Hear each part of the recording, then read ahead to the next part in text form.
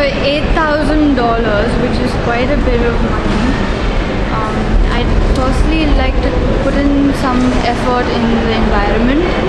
Although Singapore is pretty environmentally stable compared to where I come from, I'd still like to add some more greenery in places that it lacks. So I'd spend some amount of money in growing saplings and trees. That would be one thing. Second thing is, at my level, I'm more aware of issues of my college level.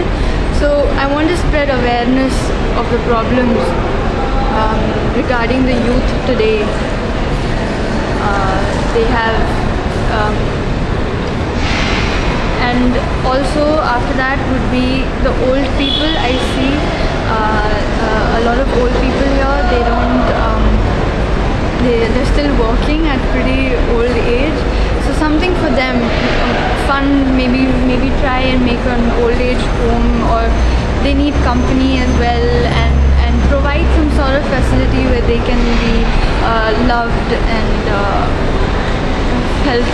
feel good about it.